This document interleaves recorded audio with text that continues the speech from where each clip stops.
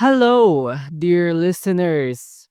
It has been fucking forever since nakapag-record ako. I miss you guys. I miss the setup. I miss the lights. I miss the loud ass fan on the side na hindi nyo rin maririnig kasi, I've got that anything shits. Pero I miss this. I miss you guys. I've been busy with school. I've been busy editing shits. Pero ayun, konting chika muna. So, medyo mabigat yung episode na 'to. I did a warning last episode kasi it was gonna be heavy. So, before we get to that, I just wanna catch up with you guys kasi I miss you. So, una sa lahat, what's with the getup? Why am I wearing an unironed tie and an unironed shirt? Why? Because I want to. I just feel like dressing up. I look I feel great wearing pants and it makes me happy. So, why the fuck should it matter if I'm wearing a suit or not? So, yeah. Also, the last two episodes na I recorded before I uploaded the one with Jaslyn, those were supposed to be video podcasts. I recorded that shit, but my camera kept cutting it out. So now I'm gonna record. I have a timer on my laptop on the side with 20 minutes on, so that every 20 minutes I'm gonna restart the cam. By that way, it doesn't shut down on me. Don't, please. I want to provide video podcasts kasi that's what my viewers want, and you ask and you shall receive. So anyways, how's school life? Okay lang. Ang daming school drama and stuff. Not really madami. I've been through worse. And it's okay lang. I'm having fun sa activities. We're doing typography with different styles, doing this thing called puho or something like that. It's cool. It's basically yung commercial style ng Cartoon Network nung around 2016 nung basta marami silang commercials na in that style. And I'm enjoying it. Nag-typography din kami sa Principles in Design and nabalikan ko yung pagga-graffiti. Yes, I used to do graffiti. I'm not proud of it, but I got like most of it got removed na, so we're goods. Yeah, I'm going to jail. Pero anyways, um, yeah, let's jump right in the episode. So sa episode na to, a dear listener of ours, let me pull up her email. So this listener sent an email with a very personal story and may trigger warning na nagko-contain tong episode na to ng sexual harassment, child exploitation, OSEC, and other forms of explicitly conveyed and described includes details from over 8 to 5 years ago up to the present day. So, if medyo hindi ka comfortable sa topic na ganito, or if you're personally dealing with something around similar sa topic na to, I suggest skipping out on this episode because this episode may not be for you. It may make you feel uncomfortable and it may recall bad memories and past traumas regarding the topic. So if you are going through something na similar sa topics na na-mention ko, this episode is not for you. Pero why am I doing this episode ba? I'm doing this kasi I want to spread awareness regarding the topic. I want to use my platform for good and I genuinely just want to do the letter justice and I want to open the conversation regarding this topic kasi it shouldn't be something na kinakahiya kasi it happened. And the less we see it as a taboo, well, it is a taboo. It's a big taboo. What I mean by that is the more we start conversations about it, people will feel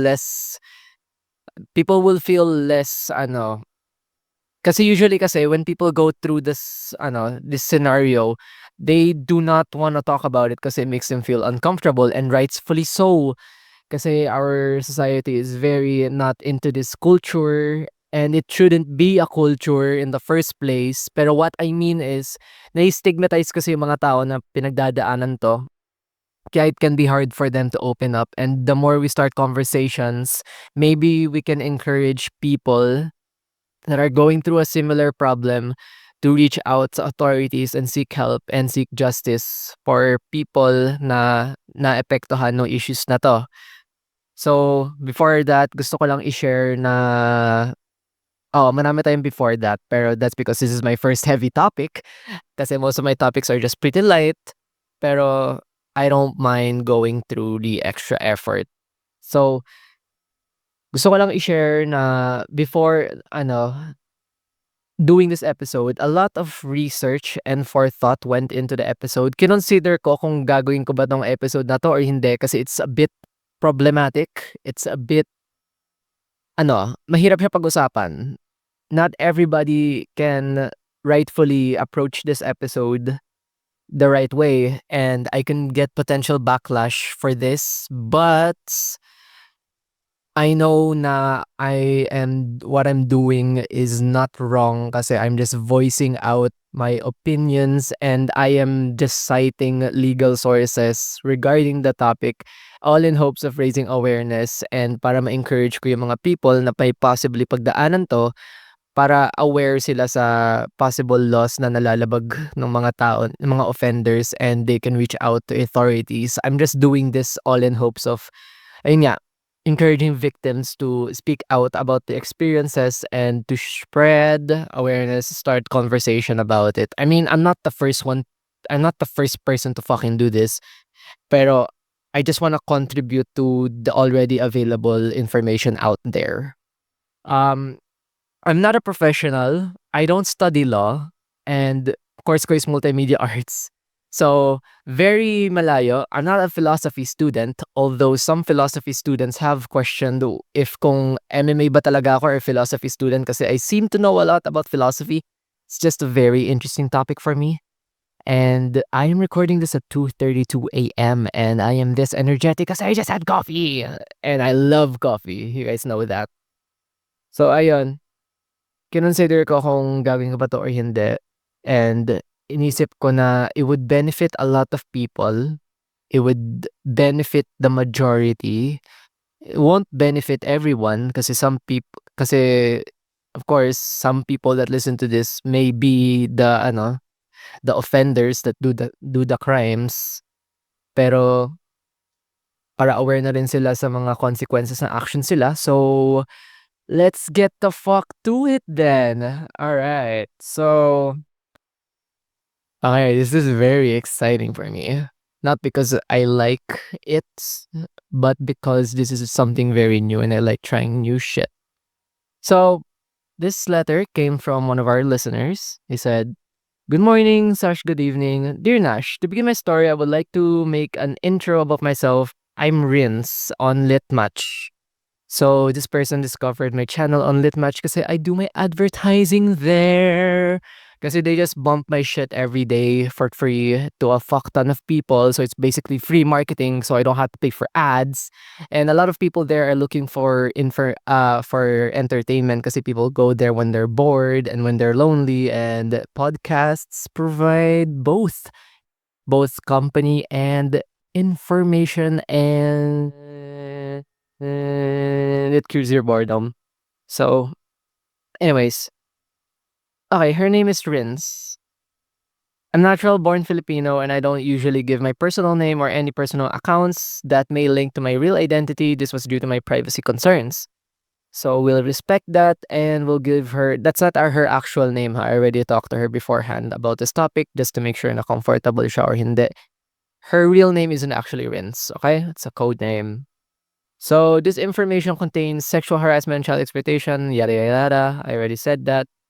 Ayan. Please note that I wish to remain anonymous. Thank you. Anyways, without further ado, below are the detailed infos, my experience, and insights. So I already skimmed the message so that way I can come prepared. And it's just an assortment of experiences that she had na related to cyber crimes. So, let's start the letter. Teka, magnify ko lang. Malabo mata ko. Sorry. Control plus plus. Oh, fuck. Okay, never mind. Ayaw makisama ni word. So, alright. I'ma just, ayaw, nag-zoom. Alright. Okay, okay. Where the fuck did I end? There we go. Nais ko lamang po ibahagi sa inyo ang naging experience ko dito sa app na Litmatch and other link past experiences sa social media. Last time while scrolling, I saw a post about a guy playing electric guitar sa stage, and then I got intrigued and curiosity began to settle. I initiated a convo with him and we talked about his passions about music. We didn't talk more about our current selves, but he mentioned and sended me a recording sa mga past songs na ginawa nila. He told me na i-rate ko daw and give a comment. So ayan, I complimented him because it sounds really good, especially when you're into R&B. He asked about my age, so I decided na sabihin ko but di na ako nag-ask kung ilang taon na siya. Then after a while, may nag-invite sa akin sa party room and then I got bashed for some reasons. Kasi po boring daw po ako. Everybody has something unique to them. It doesn't always appear on the surface, but anyways. And sounds mataray slash direct to the point. Ako, direct to the point. Mukha ba ako mataray? I mean, kinda. People get intimidated by me kasi I do look mataray, so I do relate sa point mo there. The thing is, gusto niya mag-usap kami and set a fun mood sa amin dalawa. But since di ganun ginawa ko, nainis siya, I ignored him. It was awkward kasi gusto niya me lang magsasalita tas call siya ng call. I think I did the right thing not to entertain him. Then sinabi ko 'to kay Guy na kinakausap ko that time. Hayaan ko na lang daw tas kami na lang mag-call. Let's call this guy Hat. Alright, so sabi ni Hat, sila na lang raw mag-call. I invited him sa party room daw ni Rins, para mag-usap kayo. Kaso, he did not speak, tas he asked me lang if anong favorite song ko. Then left before I got to say anything. Later, he DM'd me saying, wait lang daw, kakausapin niya friend niya. So I told him, go lang. Tas ayun, hinintay ko siya but ang tagal niya tas he posted a message saying na, quote, "Don't prey on my insecurities," end quote. I got worried for some reason because this guy nakausap ko might have had a bad day or my problem. So I've tried to comfort through words before I close the app, then assured na I'll message him once nag-online ako. Tas then he messaged me back and said, quote, "Okay lang," end quote. Tas asked me about my favorite song again. Okay, Hat is continuing his conversation with Renz. Fast forward, kinabukasan nag-greet siya. I was shocked because he said so much na I quite don't understand at first, but then nagets ko rin habang tumatagal. Pag-explain niya, sa first sorry, medyo nagugulan ako magbasa kasi medyo magulo yung structure, pero I'm trying my best, listeners. Sorry. So first, he told me na may masama raw sa kanya, na medyo stiff daw siya. Kaya natulog siya before mag-open ng Litmatch dahil daw sa lamig kaya gano'n. To be honest, di ko gets talaga. Akala ko may nakaaway siya cause he said na nadamay yung di dapat nadamay yung di dapat. He told me na it's better na wag ko malaman. So assume ko he got into a fight with someone probably due to his emotions, ganun. Tas nag-asked ako if may sakit siya. He replied not naman daw. Pero hard daw yung ano niya kasi malamig with laughs. Matigats daw siya. His dick is hard. The fuck? Nagulat ako kasi dito pa lang nagets ni O80, opening close parenthesis, me, yung situation niya. Then, I said, "Okay, do your thing.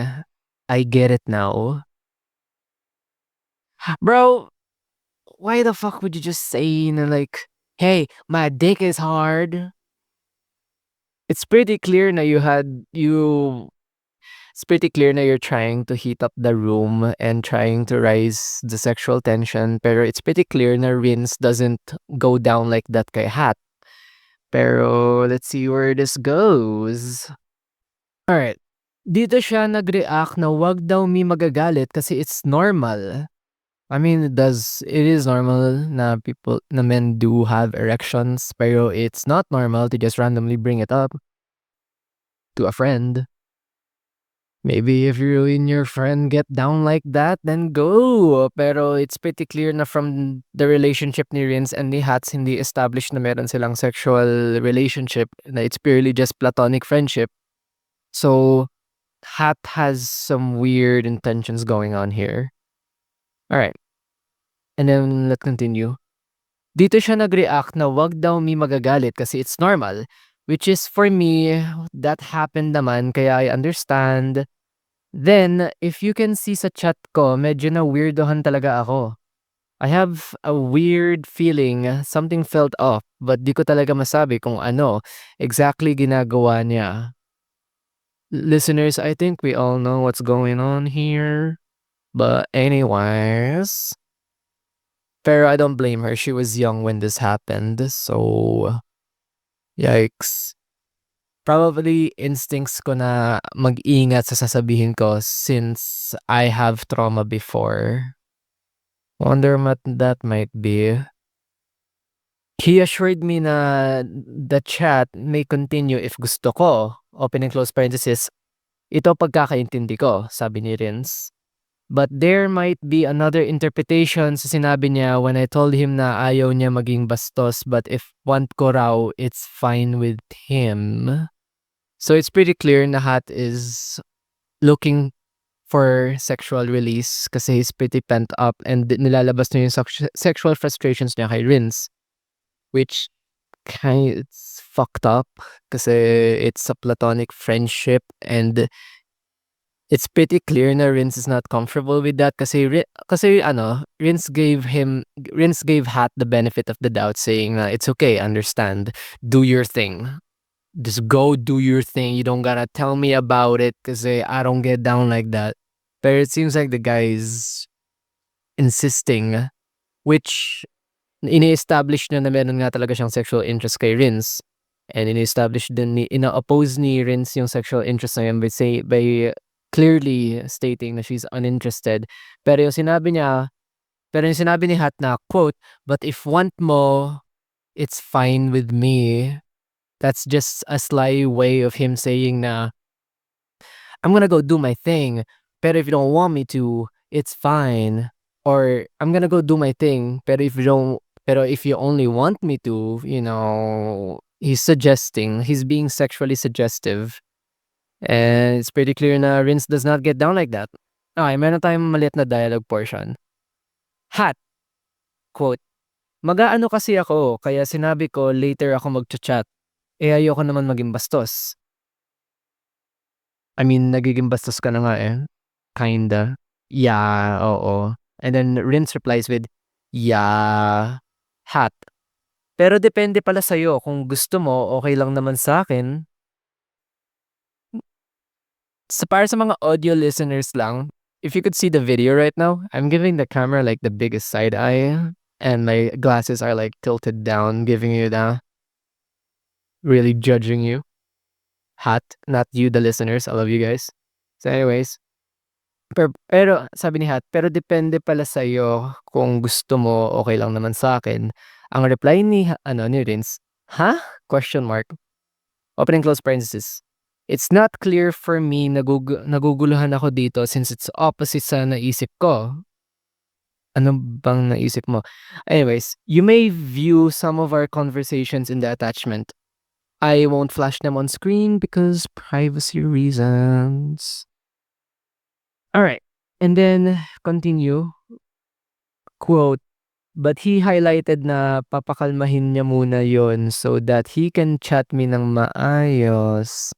Okay, go do your thing. Para that way when we talk, you're not sexually frustrated. Then after 4 hours, he chatted me again. Nag-ask na rin ako sa age niya. He asked my age the other day but di namin nagtanong kasi he looked 16 to 18 years old.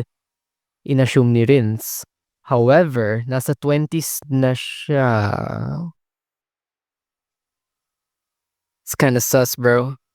However, nasa 20s na siya tas fuck, sorry. My eyesight is horrible. Tas anya, ikaw ilang taon ka na? It seems like nakalimutan niya age ko. Kaya I've sent him a music video na may age ko sa lyrics na yun. Para creative. Rims. However, after knowing my age, he started to drift away, seen my messages, and ignored me. The next day, he greeted me pero gabi na, tas explained why he couldn't respond kasi the night pala, he was drunk. Okay? Tas sabi ko, quote, "Pag nasa legal age nga naman," end quote. Then he mentioned na someday mararanasan ko rin daw, ito yung last nilang usap. I mean, it's true naman na someday mararanasan mo, pero the story is a bit magulo, pero let's continue. Pasensya na lang sa mga hindi nakakasunod. I'm trying my best. Moving on. Uh, conversation, tas pagdating morning, nakita ko na lang na banned account niya from using the lit match. I wonder why. Probably all the sexual activity. To be honest, after 3 days of being banned, he came back. He saw my messages sa kanya and now I confronted him.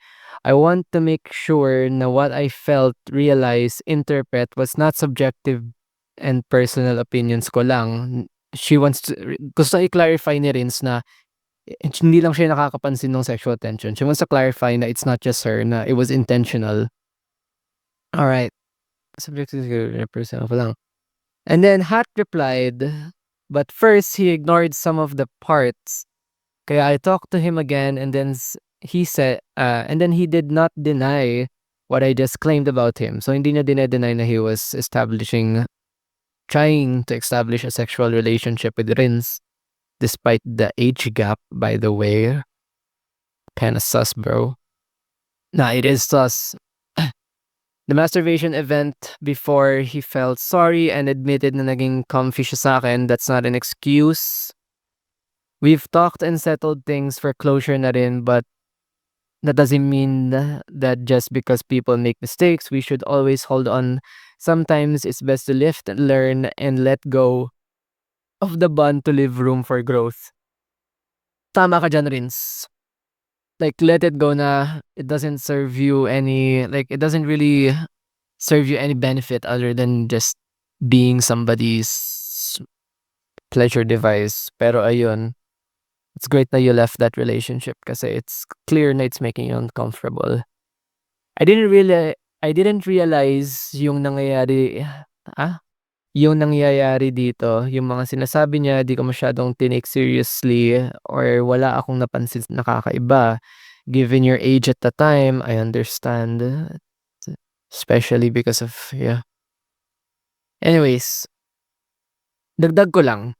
Alright, this is the next story. So the first story is about a guy na was being sexually explicit with her even though may malaking age gap, which I'll get into that later. Mamaya I'll talk about laws regarding that.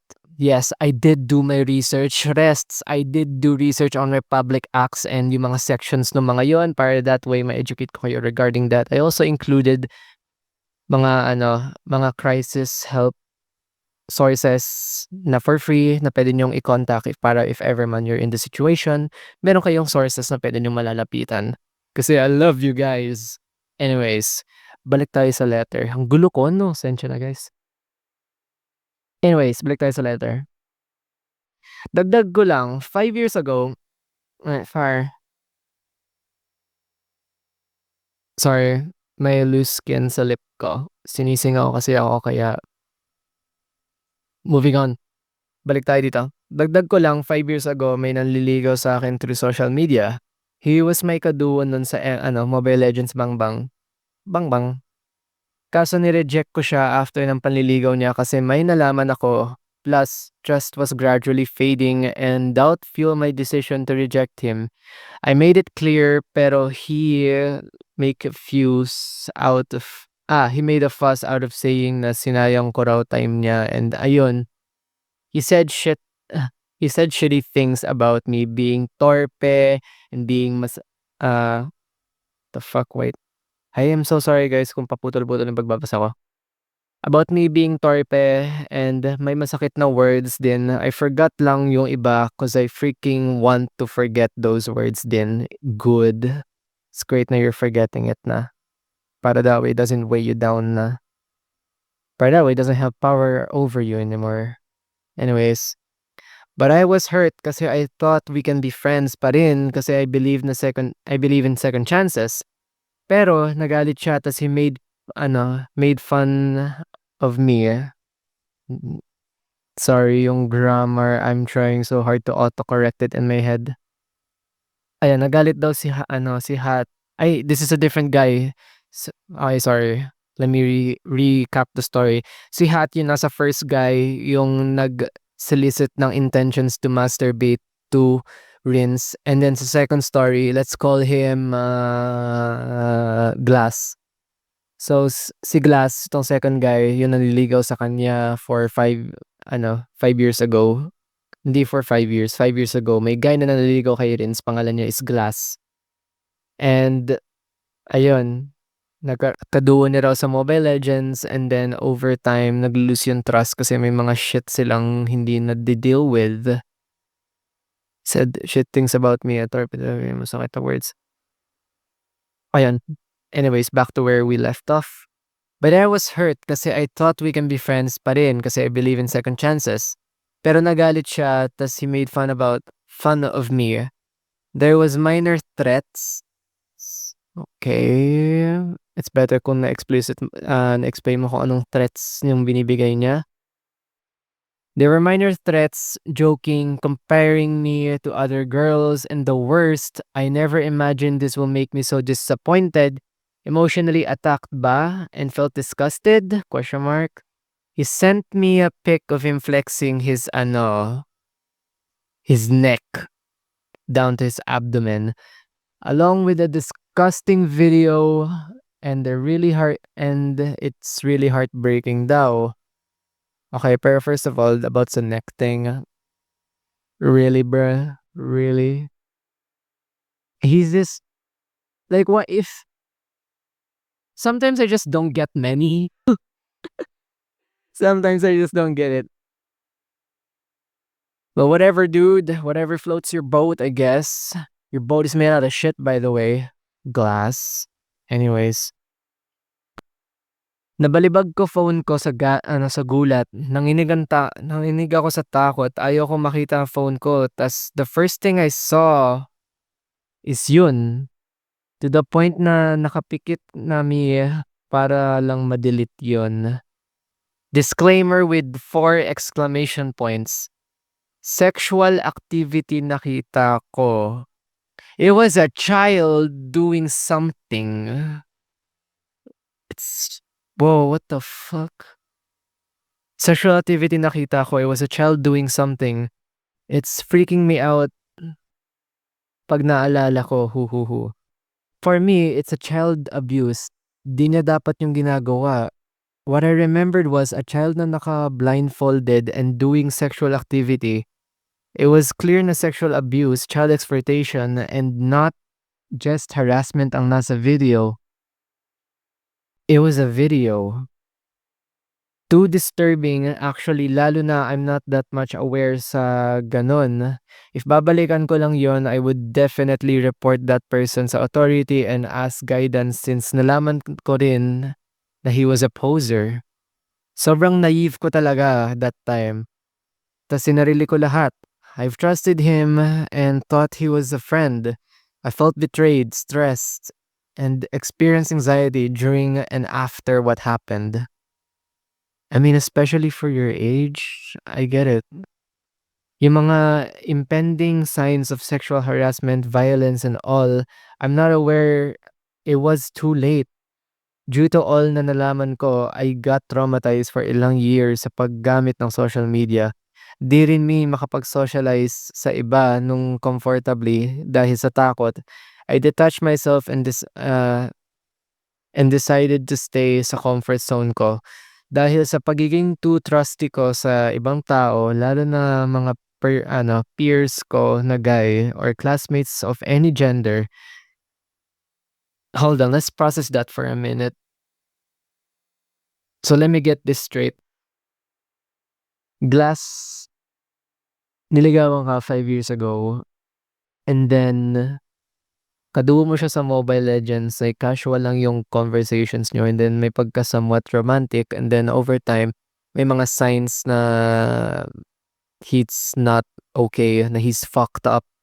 And given your age, you were naive that time, kaya you can't really blame her, and you can't really blame yourself, Rins, kung nakikinig ka man dito. And I know na nakikinig ka dito. You can't really fucking blame yourself kasi you were a child that time, and it's clear na you don't blame yourself then, which is good. But let's process that for a minute. Glass broke up with Rins, and then suddenly nagparamdam, flexing his fucking neck down to his biceps. And then there was a video of him performing sexual activity with a fucking child.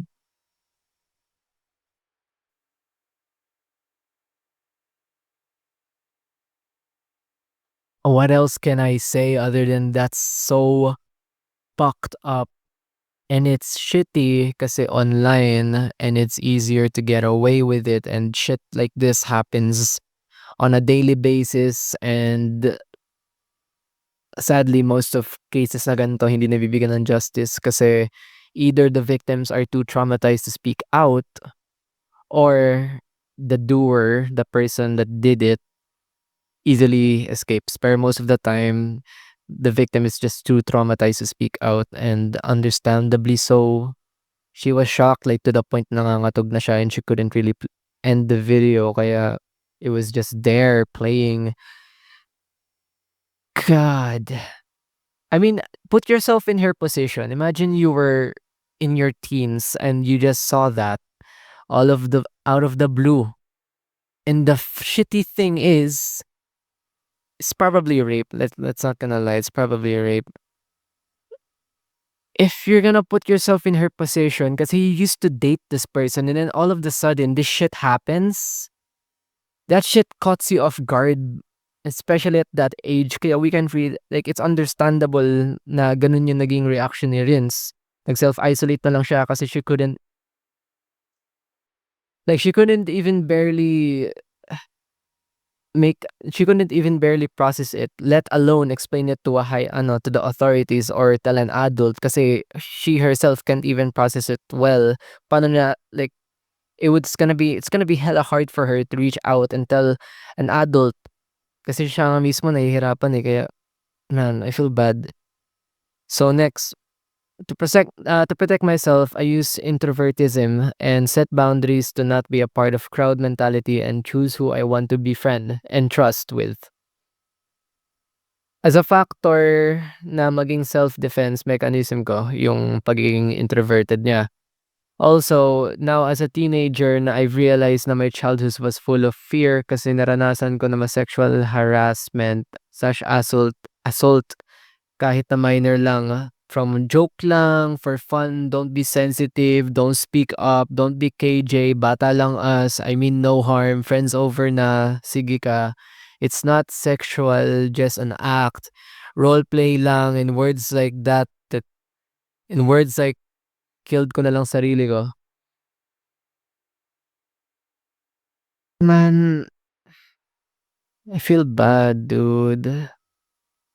Kasi like from an early childhood pa lang na-expose ka na agad sa sexual content. I mean, sadly sa Philippines, maraming mga cases na maraming tao talaga na from an early age pa lang na-expose na agad sa sexual content kasi people in this country do not really have open conversations about sex. Like, let's be honest here. People in this country people in this country do not really talk about sex.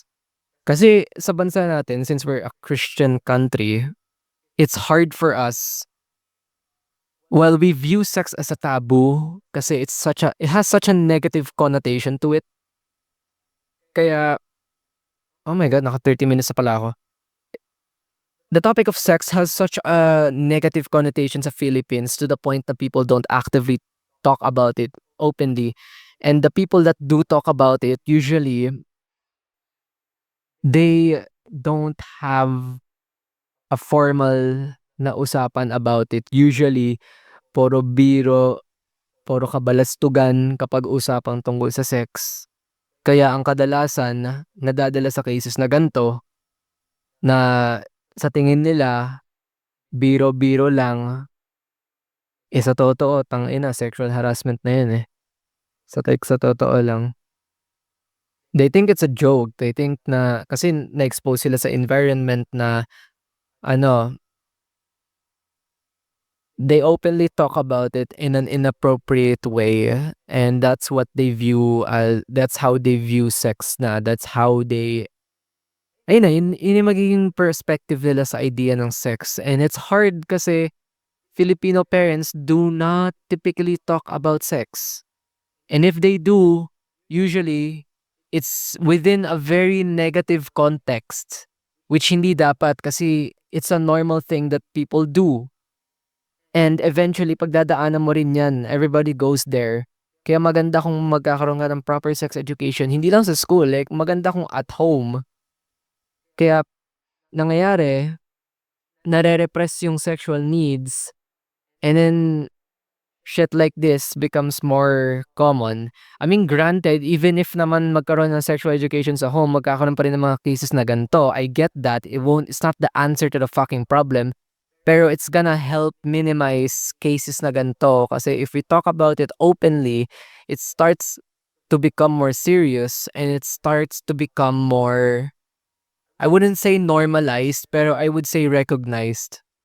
It starts to become more recognized as an actual thing that you should take seriously. It's not this thing na cool to joke around with, cool to make jokes about. People will start to recognize it as a normal human function that happens just like any other human function. And it's normal. Eventually you'll get there, pero of course, when you're young, you're not supposed to get there yet. Pero sadly, sad truth dahil not gonna lie, it's a third world country problem since I wouldn't blame the educational system kasi people do get educated about it, pero it's a societal issue. It's a societal issue less than an issue brought upon by the infrastructure kasi they do educate kids about it.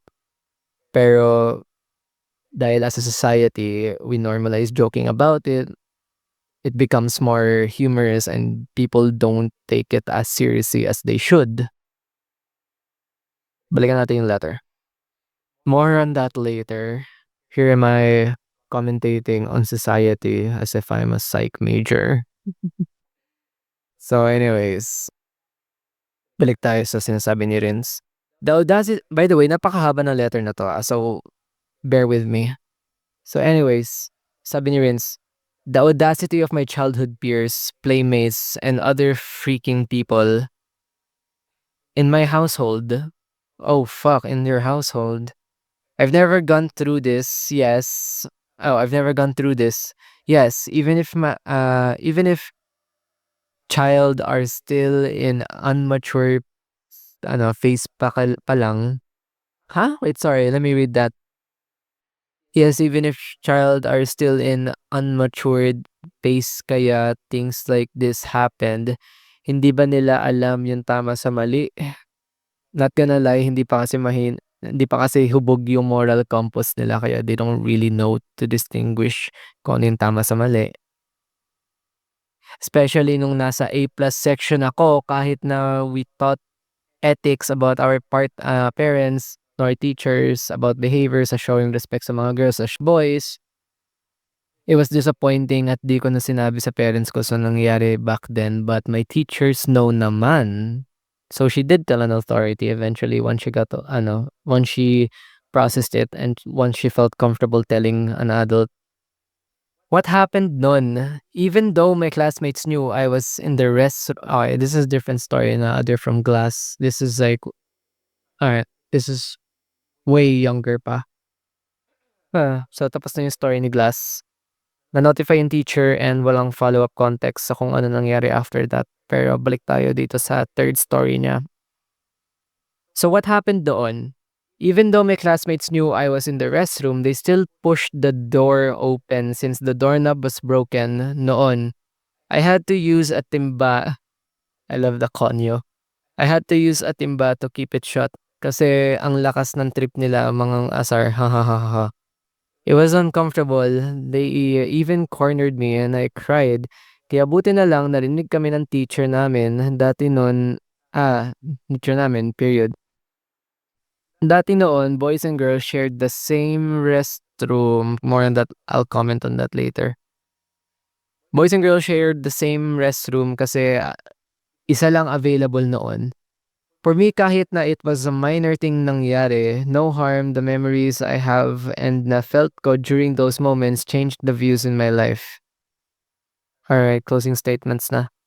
Back before everything happened during the pandemic, I was able to create a Facebook account even though I wasn't allowed to have one yet since classes were online at the time, so pandemic na to. My family created an account for me. That's when I got involved in RPW. What the fuck is RPW? Which was introduced to me by my friends from ML. At first, it was nice to be part of that community because I met friends and fellow gamers. Oh, so it's a gaming community. They were kind, but eventually the environment became toxic. Some people trash talking one another, and some started normalizing inappropriate content, as people tend to do, such as sending obscene messages and engaging in cyber abuse. Initially, RPW was just meant for role playing and fun, and sharing explicit content was against the rules. However, as things changed, I decided to leave for good kahit na I meant losing friendships and the group I had found kasi I wasn't comfortable with that kind of content. Alright, we're at the end of the letter. I hope this experience also provides insights into the importance of society, media literacy, self-awareness, and the preventing of incidents that may lead to the spread of sexual content in both the virtual and the real world. Minsan, hindi agad naiintindihan kung ano ang posibleng mangyari, kaya di mararanasan, sad face. What a roller coaster of red flag teens. Oh, definitely. That's all po. So far, I've shared a lot. Yeah. Thank you so much for your patience in reading until the end. Sorry if I turned out like an open forum and too lengthy. Nah, I don't mind naman as long as the listeners don't mind. If you guys do mind, comment down below if you want shorter formats or if you want longer formats. It would greatly help the podcast. By that way, I can provide the content that you want. So ano masasabi ko? It's fucked up. It's fucked up pero sadly shit like this normally happens sa everyday and hindi natin alam kasi victims that undergo through this typically do not share, especially if the victims are children kasi they're kids. They are not equipped with the knowledge kung paano sila magko-cope with this. And understandably so kasi they are kids nga naman. You know, reading this letter, it made me scared kasi may mga kapatid ako. And from the perspective ng kuya, tangina nakakatakot. Kasi especially as a kuya na hindi masyado nagpaparamdam, not because wala akong pake sa kanila, but because I'm just not comfortable being vulnerable around family. Pero I do care sa siblings ko. Kaya it's scary reading this letter knowing that it could happen to anybody. And that realization, God, it's so fucking heavy kasi this shit normally happens. And there is something we can do about it, which I will do get to. And sa part ni Guy, ni Hat, sa first story niya, na sabi ko naman na lahat ng kailangan ko sabihin, which is, Hat was purposely laying down sexual innuendos in hopes of gaining sexual pleasure kay Rins kahit online. That is a cybercrime actually, lalo na kasi minor dito si Rins. And adult si Guy. So, pwede siya ma-charge dun. Actually, lahat ng mga 'to pwede mo i-charge, except yung last story kasi they were all kids. Pero sa second story, yung malala, putang ina. How the fuck? Huh? Alam mo, while reading, naisip ko, what if it's not the guy? What if hindi si Glass yung nasa video? Even if hindi si Glass yun ang rape ng child, we can still say na na pwede natin siyang kasuhan kasi possession of child is a crime. Even simply having possession of that is a crime. And ayun na nga, nagpo-possess ka na nga nung explicit videos ng children, dinistribute mo pa. So, dalawang kaso yun. Tas third, I forgot yung term, nandito yun, I'll bring it up in a bit. Pero, minemalign mo yung minamaliit mo si Rins, which is practically cyberbullying, pero there's a different term for that na sinerch ko dito. So after some research, I'm gonna read yung mga laws regarding sexual harassment in the cyberspace para that way may alam kayo sa I'm pretty sure naman na may alam kayo, pero let's talk about it. So, lahat ng mga laws na kinuha ko around the 2012 constitutions below kasi mas broader pa siya noon kasi as constitutions develop and as republic acts develop, they just build on what already exists and make it more diverse and they make it more diverse to fit various cases and para mas accurate yung pagbigay natin ng justice. I'm using the 2012 versions para that way mas broader kasi may bagong constitutions na nirelease noong 2019 about cybercrimes, particularly about sa Cybercrime Prevention Act ng 2012. Relevant pa rin tong Republic Act na 'to hanggang ngayon. Pero noong 2019 meron silang nirelease na bagong versions nito na mas specific pa. Para that way, mas nagfi-fit dun sa specific crimes na mako-commit. Pero for now, let's focus on this para mas broader yung spectrum. If you wanna do research on that, do your own research. Available yung available naman yung public laws natin online. It's publicly available, so do your own research if you want to. Pero for those na nakikinig lang, let's talk about this. So, ang naging source ko dito is cybercrime.gov.ph. And kinos-check ko rin siya sa other platforms and it all checks out naman. So yeah, let's get into it. By the way, marami akong sinite dito. I cited what? Oh shit, ang dami pala. I cited 7 crimes regarding this topic. I'm gonna read all of it and holy shit, 48 minutes na yung podcast. Oh my god, ang haba na episode. Pero anyways, Number 1, yung pinaka-foundation nitong lahat, Cybercrime Prevention Act of 2012, Republic Act number 10175. Alright, I got it. Alright, so this law covers various forms of cyber crimes, including harassment and the illegal use of technology to commit crimes. So, meron dalawang sections na relevant sa case ni Rins. So, cyberbullying Section 4C states that the individual may be guilty of cyberbullying given the emotional distress, threats, and harassment caused online. Kasi yun na nga, hindi lang sila hindi man naging physical yung distress nila kay Rins, pero causing emotional distress and threats and harassment online still constitutes as cyberbullying or cybercrime. Anyways, let's continue. Yeah. The man's actions, and sinet ko to. The men's actions, including sending, threatening, and humiliating messages, could fall under this section. Another section, cyber libel, section 4D. Ito na yata yung tinutukoy ko kanina. If the person made defamatory statements about the listener online or via social media, it could be considered as cyber libel. Ibig sabihin ng cyber libel is parang sinisira mo yung reputation niya online. Well, technically, hindi naman naging public yung discourse nila, pero it can still be applied in some cases regarding, ayun nga, cybercrimes. I still, included them sa Word document ko para that way, if ever anybody's going through it, now you know. Number 2, Anti-Child Pornography Act of 2009, Republic Act number 9775. Here we go.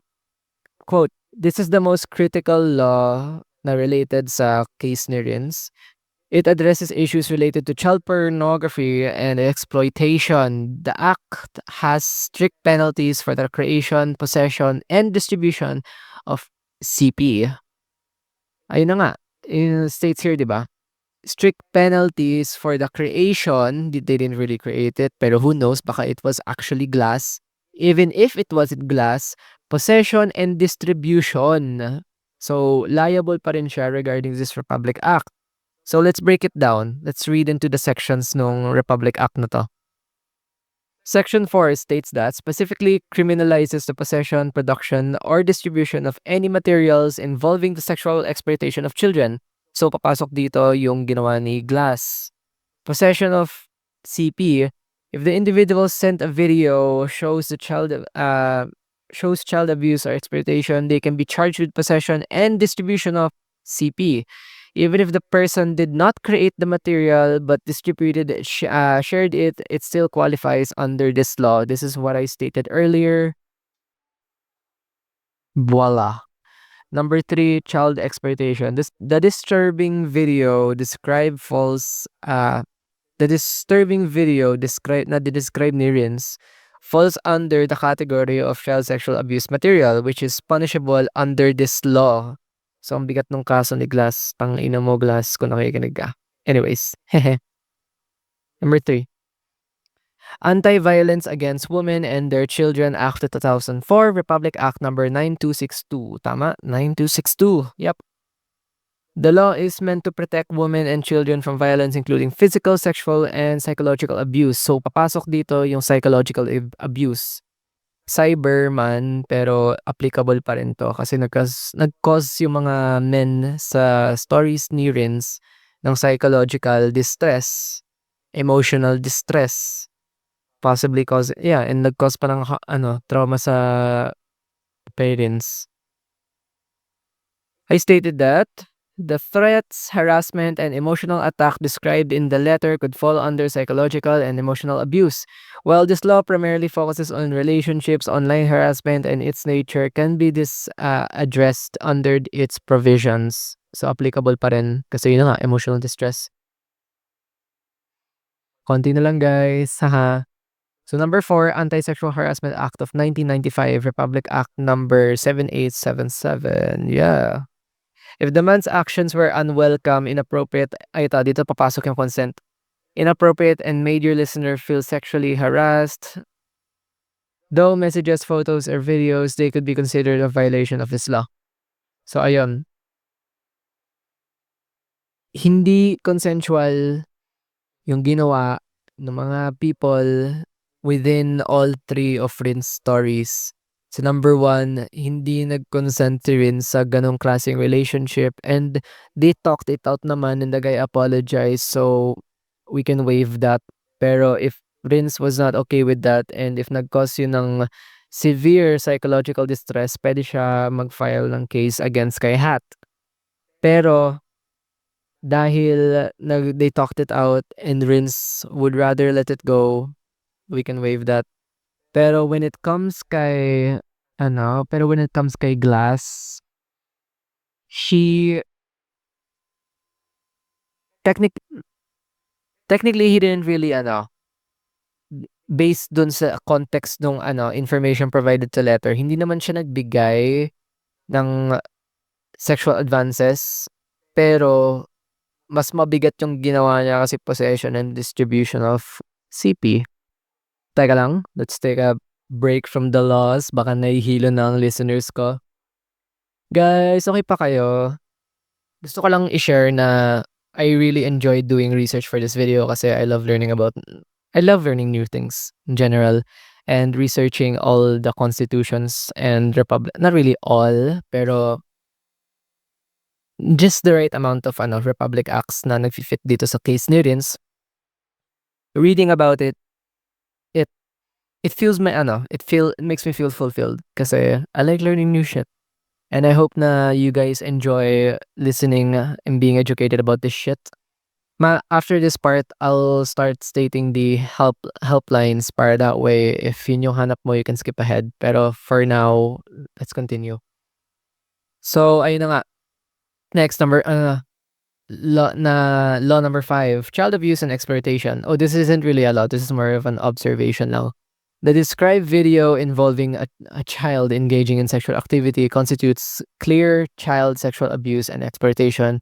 If this person was involved in either creating, sharing, or possessing this material, he would also be liable for charges related to child abuse under Republic Act number 7610, which is the Special Protection of Children Against Abuse and Exploitation and Discrimination Act.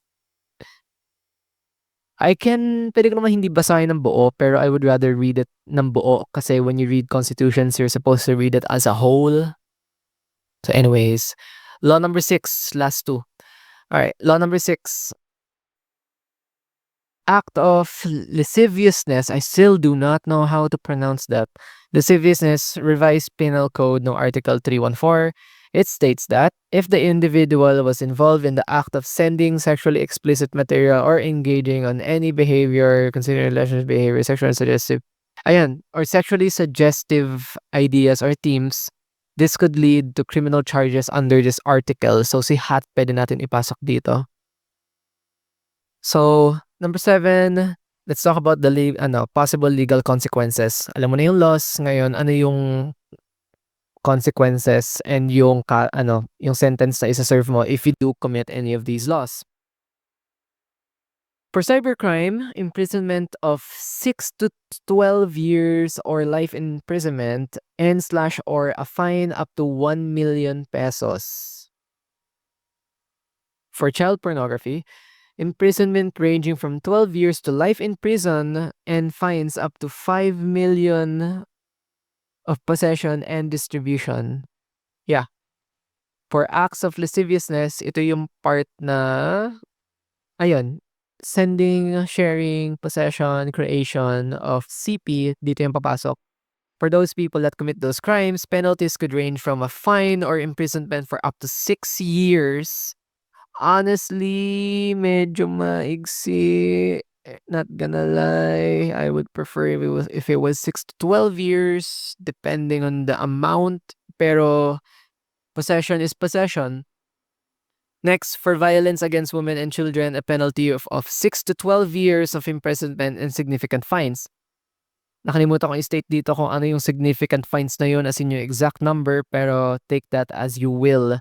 So, ayun na. Alam mo na yung laws, alam mo na yung consequences. Ngayon, if you were in this position, what would you do? I noted down a few. Number 1, ang nasasabi ko lang, syempre, you need time to process it kasi it can't be easy to instantly reach out to your support group kasi you yourself don't know how to process and explain it sa kanila. It can be hard, yes, pero try taking a breather for a bit, process it for a bit, and if you're ready, try to tell them. But sometimes you have to bite the bullet and actually tell them na kasi if you keep waiting for the time for you to be ready to be okay, chances are it won't come, and the time na it does come, it's way beyond the future na. Kaya reach out to your friends and like to your support group to where you feel comfortable opening up about the experiences that you had regarding these laws. Para that way, may support ka. Kasi going through this alone is super duper fucking hard. Hindi siya madali. Kasi chances are meron kang magde-develop ka ng mental illness because of this, because of the traumas and experiences. Because of the experience, magkakos siya ng emotional distress ka, it would be hard to carry all the weight alone. Pasensya na guys kung medyo magulo paliwanag ko kasi wala pa akong tulog. Anyways, what can be done? So ito yung mga nalista ko. Number 1, notify the authorities. It can't be easy, I know, but if you want to seek justice, which mayroon kang right to seek justice, you have the freedom to actually do that. And it would be better if you do, para that way the person that did it to you can be caught. And it may iwasan yung chances na mangyari pa sa iba. It may have been too late para sa'yo, pero it may have been too late sa'yo, pero you can still save other people from going through the same experience na you went through. I hope na my explanation for this episode is doing it justice. Kasi if not, God, nakakahiya kasi maganda yung topic. Anyways, what I listed here is notify the National Bureau of Investigation, which is yung NBI at saka PNP regarding this. Usually naman, they will assist you regarding this and magbibigay naman sila ng support para, ayun na nga, para ma-process mo na maayos. And these agencies have cybercrime units naman that specialize in handling online harassment and child pornography cases. So as much as the Philippines doesn't really trust the government and the police, it's better than nothing. Let's be honest, it's better than nothing. And trabaho pa rin naman nilang gawin yun, and I trust na they will do it naman. Pero if you're not comfortable with that, I get it. Pero I do advise na people do reach out to the proper authorities when it comes sa cases na ganito. Kasi they're the most well-equipped to handle this. Anyways, cybercrime and law enforcement, ayun nga, reach out. Alright, any video involving a child in sexual abuse or exploitation should be immediately reported to the authorities to ensure that the offender is caught and the child is protected. So if ever man na maka-receive ka ng video sa ganito, either from the person who made it or a distributor, you should still notify the authorities kasi it would be the right thing to do. Para that way, ma-minimize yung distribution nito. Kasi the more we let it happen, the more the child gets stripped of their rights to privacy, and the more na mawawalan ng dignidad yung victims ng crimes na to. So if you do the right thing to do is tumulong talaga. If you can't do it, I understand, but do reach out to a support group, and it would be better if makapag-notify ka nga para malesen. It's very important to take immediate actions in such cases, both to prevent further harm to the victim, and to ensure that the perpetrator is held accountable for legal actions. So ayun, that's all I have to say. Notify the authority, tell you seek out help from your support group. And then when you're ready, reach out to the authorities. Better kung immediate para that way mas mataas yung chance na ma-held accountable yung person that did the crime. And I get na mayroong mga cases na hindi nila kayang mag-reach out kasi they do not feel comfortable, and I get it. It's not easy. Pero I do advise na you do reach out to authorities. Kasi kung hindi, possible na may iba pang mabiktima. Anyway, so itong mga support groups para sa mga tao na if ever man you do encounter this, you can revisit this episode, skip to this part sa dulo, and then you can possibly call these hotlines if you do need help. So number 1, yung PNP tsaka WCPC. Ang WCPC, sila yung Women and Children's Protector Center. So ang hotline nila is 0917-875-8888 for immediate assistance to. So how you should call this number kapag cases related sa Women and Children's Protection Center is dedicated to addressing issues related to abuse, harassment, and exploitation.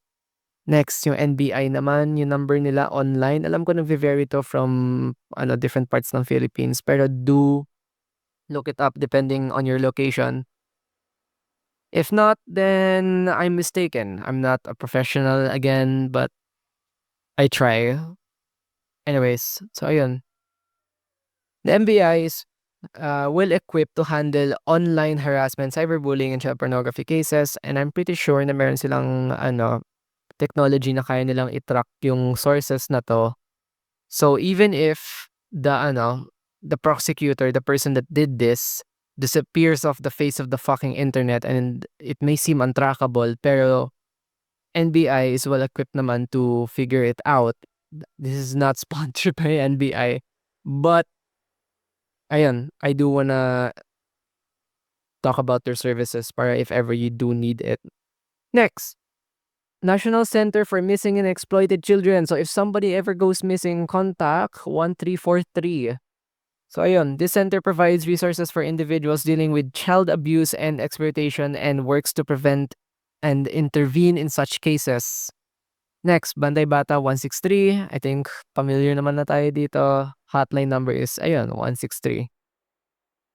And those are para sa mga authorities, para naman sa help crisis as in for emotional distress. Number one is Love Yourself INC. Di yun yung religion na INC, incorporated yata to.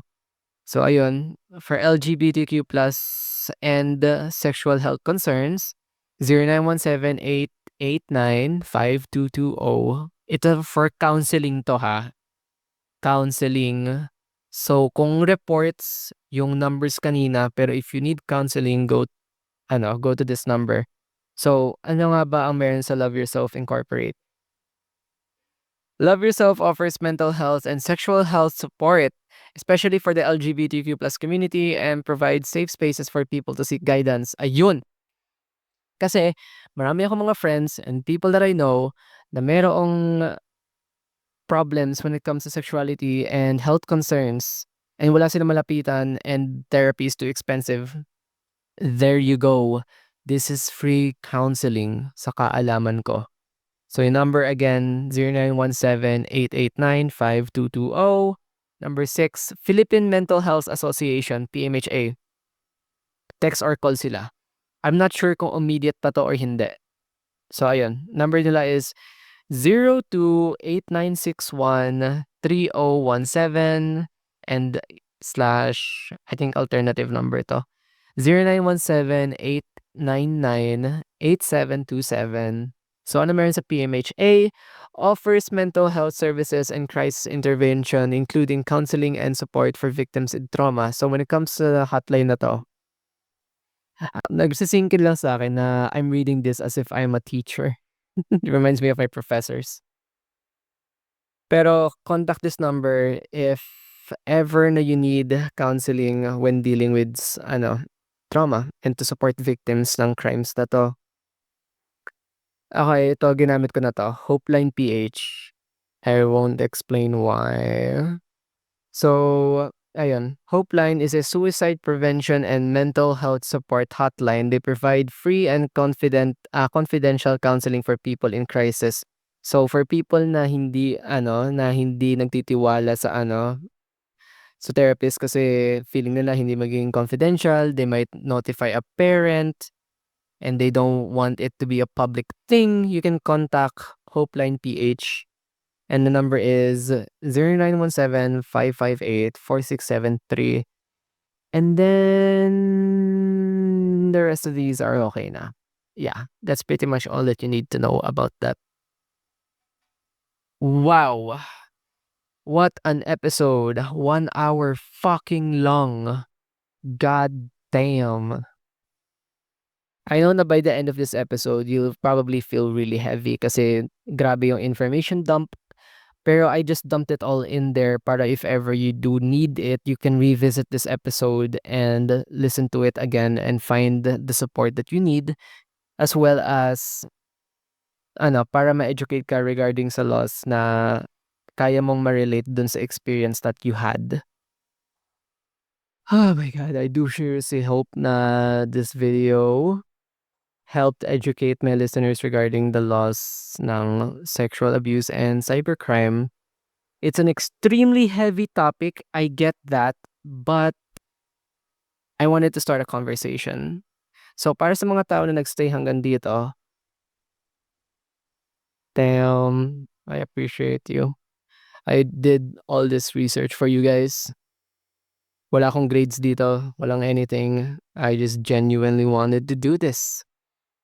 And I do hope na it helps. And if ever man na you went through this, I'm so sorry na you had to go through that, especially as a kid. And it's common and it's shitty, pero talking about it helps. Would you say na it's too late to seek justice? In most cases, it is, pero it's never too late to try. Kung talagang hindi ka kung talagang your past experiences are still bothering you to this day, mayroon tayong sources na sinite para pwede ka magpa-counsel for free. You don't need to pay a therapist. You don't need to go through the whole thing. You can just call the hotline and seek help. Mental health is like a very big problem when it comes to generation ng Gen Z ngayon. We're like the most depressed generation ever, and it would be great if we can lessen that. I've been listening to this podcast ni Julian on Love. She's a therapist and lagi niyang ine-endorse yung BetterHelp, which is like a catered parang siyang online test. You take an online test, and then depending on your online test, it refers you to a therapist, an actual therapist. And kung hindi mo gusto yung if you feel like you can't connect with the therapist that you currently have, you can just easily leave and find another therapist will better fit your needs. And sadly, in the Philippines, we're not that technologically advanced, pero the point is may available sources naman and it's not totally hopeless. I hope this podcast gave you some hope regarding it. If we can just please talk about it and raise awareness, it would be a big help. And we should seriously stop stigmatizing victims sa napagdaanan to, lalo na kung bata. Kasi again, bata nga sila. I get na yung mga tao online na sinasabi na, hinayaan mo kasi mangyari eh. Pero like, sexual harassment is sexual harassment. If it's inconsensual, then that's sexual harassment. If it was consensual and then you regretted it in the future, could it still be considered as sexual harassment? Technically no, pero that doesn't invalidate how disgusted you feel after that experience. And taking a shit on somebody's experience na ganito, like taking a shit on somebody's negative experiences is such an asshole thing for people to do kasi hindi siya madali for everybody. As in, if you can just be a little bit of an asshole to the people that went through this shit, that would be great. And that's all I can say for this video. I hope nakatulong tong answer ko sa'yo, Rins. And ang ma-advise ko lang sa mga tao, stay safe online. Kasi if anything, all the stories na shinare ni Rins, it highlights how dangerous the online space can be. Lalo na kasi usually, ayun nga, may example, like, community lang for Mobile Legends tas nadala sa sexually explicit shit. Nadala lang sa online ligaw tas napunta pa sa CP. Gusto mo lang magpa-rate ng song sa artist tas nadala pa sa kung saan-saan. Internet is such a fucking dangerous place. And it's like it's definitely not for kids. Like I do think that kids should not be on social media at such a young age kasi ang aga nila na-expose sa random shit. Kahit may filtration system ng social media ng internet ngayon, let's admit it, ang dami pa rin nakakalusot na na content na explicit na hindi naman talaga dapat nakikita ng bata. And ganun talaga. Technology isn't there yet, pero I hope na someday it will. I mean, I know naman na someday it will get there, pero currently right now, no. The internet is an adult place. It's not as much as it helps kids learn, as much as it thrives on creativity and inspires people to do shit. There's a dark side sa internet and people should be aware of that. It's not always sunshines and rainbows. I mean, people do know that, pero you don't really know it unless napagdaanan mo na. Kagaya na napagdaanan ni Rins. So, if you do enter the internet, lalo na sa dating sites, Litmatch, social media, and Telegram, and whatsoever, do be aware na may mga cases na ganito at saka you need to be able to handle it well because it's not gonna be easy when it comes and you're not gonna know when it does happen. But simply being aware na things like this do happen will will help you respond to it when it does come kasi you're aware. And I hope this video helps. So ayun, if you are dating online, mag-iingat kayo please. Ang hirap na ng mundo ngayon, like napakadelikado na. Ang daming mga shit na nangyayari sa news. That's why I don't like reading the news or being on social media kasi ang daming negative shit na nangyayari. Pero it's better to be educated regarding that kaysa naman maging ignorante sa mga dangers ng mundo. I mean, I am aware naman pero still. This story, yung story ni Rins, it highlights the importance of media literacy and safety talaga online. I'm pretty sure na tinuturo na ngayon sa schools kung paano maging safe sa internet. Pero still, being aware of it outside school limits is great. Own personal shit. And if ever man meron pa kayong mga experiences kagaya nito or something more lighthearted for next video, feel free to email me sa kunganomantopodcast@gmail.com. Hanggang dito na muna yung episode. Click nyo yung follow kung gusto nyo i-follow yung show, and click nyo yung bell para that way updated kayo pagka mag-upload na ako every Monday, Wednesdays, and Saturdays. And para sa next episode, we're gonna talk about something more lighter para that way makahinga-hinga naman kasi the past 2 episodes were a bit heavy it's a bit on the heavy side, lalo na ito. Pero ayun, if you do wanna open up about shit, go. At saka soon, I'll be making an Instagram account for Kung Ano Man To Podcast and gagawa ako ng NGL para that way you guys can easily drop your topic ideas in a more faster, easier, and convenient way kasi naman mag-email kayo. Gagawa ako ng NGL para talagang anonymous. You can just drop your suggestions, rants, kwentos, shares, ganon, and I can read them all on the podcast. It's such a great idea. No one's done it before. I mean, I don't know if no one's done it before, but ayun, I wanted to include NGL sa podcasting experience natin para that way mas masaya. And I'm pretty sure that's everything. Yeah, that's everything. So, ayan, I hope na may napulot kayo from this. And matutulog na ako. Mag-ingat kayo online and I do care about you guys. Bye!